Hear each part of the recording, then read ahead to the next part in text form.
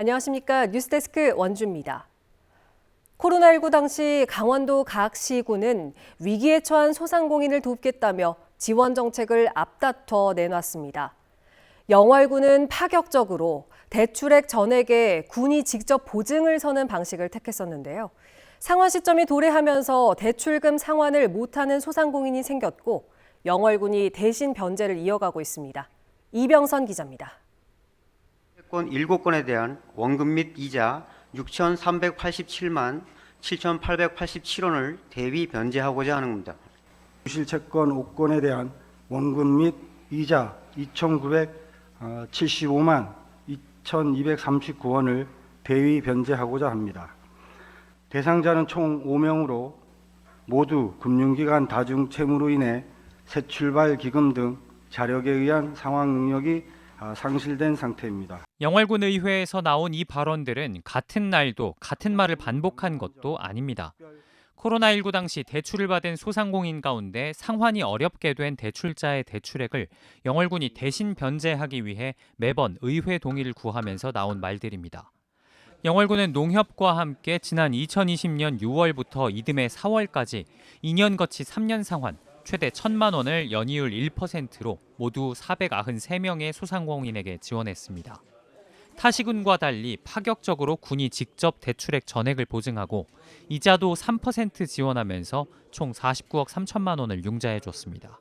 첫 대출자의 상환 완료 시점이 도래한 지금 총 변제액은 40억 원을 조금 넘었는데 이 가운데 3억 1,900만 원은 영월군이 대신 갚아준 이른바 대위 변제액입니다. 대위 변제한 금액은 이후에 영월군이 대출자에게 직접 받아내는데 지금까지 회수한 건 1,800만 원뿐입니다. 계속해서 상환을 독려하고 최후에는 가압류 등을 통해 받아내겠다는 계획인데 개인 파산 면책 절차에 들어가면 온전히 받아내기도 어렵습니다. 이와 관련해 영월군은 지원 사업을 시작할 때는 소상공인과 관련된 특례보증이 없어 보험을 못 들었다며 그럼에도 부실채권 비율이 시중 특례보증과 크게 다르지 않은 수준이라고 설명했습니다. 코로나19 시기 어려운 소상공인에게 과감하게 선제적인 지원을 한 정책인지 사실상의 무리한 현금성 지원이었다고 볼지는 차후에 상환율이 결정할 걸로 보입니다. MBC 뉴스 이병선입니다. 군부대, 교도소, 소방서 등 각종 기관을 사칭한 대금 결제 사기가 이번엔 사칭 대상만 연예인으로 바뀌어 성행하고 있습니다. 사칭 대상은 계속 변하고 있지만 대금 결제를 유도하는 사기 방식은 동일해 몇 가지만 기억하면 누구를 사칭하든 피해를 예방할 수 있습니다. 유주성 기자가 취재했습니다. 횡성에서 식당을 운영하는 김영기 씨는 최근 배우 하정우 씨를 포함한 촬영팀 44명의 식사 예약을 받았습니다. 자신을 영화 제작사 매니저라고 소개한 남성은 예약 당일 갑자기 하정우 씨의 요청이 있었다면서 한 병에 280만 원 하는 와인 2병을 준비해달라고 요구했습니다. 와인값은 식당을 방문하면 현금으로 주겠다고 했습니다. 이상함을 느낀 김 씨는 요청을 거절했는데 이후 매니저는 연락이 잘 닿지 않더니 식당에도 나타나지 않아 준비된 음식 44인분을 버려야 했습니다. 근데 춘당리에서 영화 촬영이 있냐? 그러니까 없다는 거예요. 두 분 이장님들이 다 영화 촬영이 있으면 자기네들이 분명히 알 텐데 영화사 대표한테 이제 전화했더니 그거 보이스피싱이라고. 부장님 이거 술입니다. 제가 지금 어저께 4번 전화 받았습니다. 그래요? 네, 어디 온다고 술이나고 고가의 와인 준비해달라고 술입니다. 교도소, 군부대 사칭에 이어 이번엔 송가인, 하정우 등 연예인의 매니저와 소속사 등을 사칭한 사기가 성행하고 있는데 사실 사칭 대상만 바뀌었을 뿐이지 대금 결제를 유도하는 방식은 동일합니다. 군인과 연예인 등 이제 대상 인물들이 좀 바뀔 뿐 사실상 결론적으로는 대금 결제를 유도하거나 이런 방식으로 그 진행 과정은 동일하다고 볼 수가 있습니다. 피해를 예방하기 위해선 매번 바뀌는 사칭 대상을 기억하는 것보다 사칭범들이 방문을 몇 시간 앞둔 촉박한 시간 안에 특정 물건을 요구하며 자신들이 소개한 판매처에 대금을 결제하도록 유도한다는 걸 기억해야 합니다. 사칭범이 소개한 판매처는 급한 일정에도 물건을 제때 배송할 수 있다면서 자영업자들을 속이지만 사실 공범으로 돈을 건네면 물건도 보내지 않고 사칭범과 함께 연락을 끊습니다. 자영업자들은 사칭범들이 잡아둔 예약이 있어 무리한 부탁에도 요구를 들어주는 경우가 많은데 이때라도 대금 결제 요구를 거절해야 노쇼 정도로 피해를 줄일 수 있습니다. 또 처음 예약을 할 때부터 계약금을 받아두면 노쇼에 대한 피해와 사기 시도도 막을 수 있습니다. 보이스피싱 등 각종 신종 사기 범죄 사례와 유형을 문자로 알려주는 앱을 설치해 사기 수법을 미리 파악하는 것도 하나의 방법입니다. MBC 뉴스 유주성입니다. 역대 최악의 산불로 기록된 영남 산불은 꺼졌지만 도내 곳곳에서 간간히 산불이 이어지고 있습니다. 5월 등산객들로 인한 산불 가능성이 높아 산림당국은 긴장의 끈을 놓지 않고 있습니다. 김인성 기자가 보도합니다. 산림청의 협조를 얻어 진화 헬기에 카메라를 설치한 뒤 산불 진화 현장을 촬영해봤습니다. 지난달 27일 인제군 상남면 산불 현장. 산 이곳저곳에서 연기가 피어오르고 민가와 1km도 채 떨어지지 않은 곳까지 불이 번졌습니다. 출동한 헬기들이 저수지 수면 위 1m까지 접근한 뒤 호스를 통해 물을 빨아들입니다. 담수량 3,000리터를 가득 채운 뒤 연기가 가득한 현장으로 곧바로 날아가 최대한 낮게 날며 한꺼번에 물을 쏟아붓습니다. 담수지에서 수면에 최대한 근접해 물을 담고 산불 현장에서는 최대한 낮게 날며 정확히 물을 뿌려야 하는 상황. 일출부터 일몰까지 하루 수십 번 이를 반복해야 하는데 불길과 연기로 뒤덮여 시야가 가려진 산불 현장은 강풍까지 불기 일쑤여서 아찔한 순간의 연속입니다. 저희가 법적으로 지금 야간 특히 까모프 같은 경우에는 야간 진화를 할 수 없는 그런 헬기이기 때문에 그런 현장을 두고 이탈한다는 것은 저희 조종사들 입장에서는 정말 안타까운 상황입니다. 올해 유난히 많았던 산불에 봄철 산불 조심 기간이 거의 끝나가고 있지만 산림청 상황실은 여전히 분주합니다. 불이 안 나면 가장 좋겠지만 산불이 발생하면 초기 대응을 얼마나 잘하냐. 그다음에 그 산불 반향에 맞춰가지고 주민들을 얼마나 빨리 신속하게 대피를 시키냐. 강원도 산불방지센터 상황실. 산림청 상황실과 실시간으로 공유하는 전국의 산불 위험 지역 영상을 보며 만일의 사태에 대비하고 있습니다. 3, 4월이 강풍과 건조에 의한 산불 위험이 높은 시기였다면 5월은 입산자의 부주의에 의한 산불 발생 위험이 여전히 높은 시기입니다. 마지막까지 산불을 예방하고 지난 10년간 전국에서 발생한 산불 가운데 가장 큰 원인은 입산자 실화, 쓰레기 소각, 농업 부산물 소각입니다. MBC 뉴스 김인성입니다.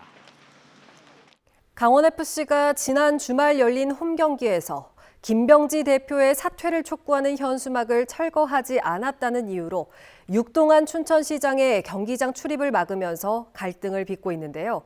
파장은 정치권으로 확산되는 모양새입니다. 이송미 기자입니다. 국민의힘 춘천시 의원들이 춘천시청에 모였습니다. 더불어민주당 춘천시 의원들이 김병지 강원FC 대표의 사퇴를 촉구한 지 하루 만에 맞불 기자회견을 연 겁니다. 춘천시와 강원FC가 해결해야 할 사안을 민주당 의원들이 정쟁의 도구로 삼았다고 비판했습니다. 이제는 하다하다 축구까지 정치적 분쟁을 조장하고 스포츠를 오염시키는 행위에 분노와 경악을 금할 길이 없다. 앞서 육동안 시장과 민주당 시의원들은 강원FC가 춘천시장의 춘천 홈경기장 출입을 막은 건 시민 모독이라고 비판했습니다. 그 시민들이나 춘천시장이나 춘천시 직원들을 탓하면서 비난하는 거는 저는 이런 부분은 대표로서 리더로서의 자격이 없다고 생각합니다. 강원FC는 김병지 대표의 사퇴 촉구 현수막을 춘천시가 방치해 출입증을 회수한 것이라고 해명했지만 파장은 정치권으로 확산되는 모양새입니다. 현수막을 걸었던 춘천시 축구협회는 난감해하면서도 김병지 대표가 지난달 춘천시를 폄훼한 자신의 발언에 대해 사과를 하는 게 우선이라고 밝혔습니다. 강원FC의 그 제지, 춘천시장을 제지하는 형태로 일어나서 사건이 정치화됐다. 춘천시 축구협회 입장에서는 원치 않는 일이다. 이런 상황에서도 구단주인 강원도는 중재를 하지 않고 있습니다. 지난 5일 춘천시에 불법 현수막을 건 행위에 행정처분을 내리라는 내용의 공문을 보내며 오히려 갈등을 키우고 있다는 비판이 나오고 있습니다.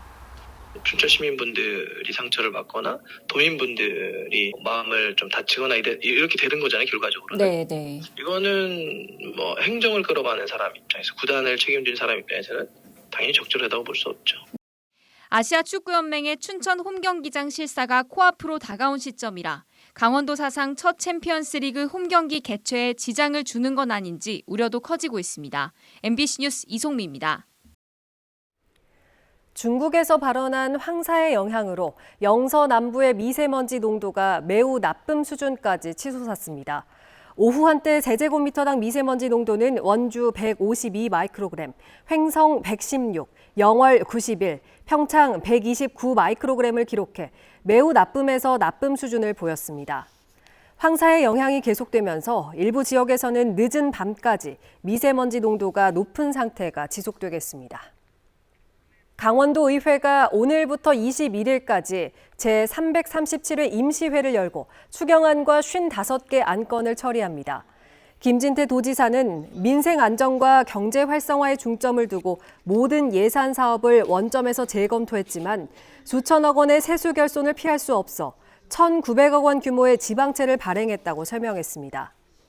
이에 대해 문관현 기획행정위원장은 지방채 발행은 미래 세대의 부담을 전가하는 중대한 결정이고 신용도 하락이나 정부 통제 강화 등 부정적 효과가 우려되는 만큼 구체적인 상환 계획과 단계별 분할 발행 등의 대책이 필요하다며 우려를 나타냈습니다.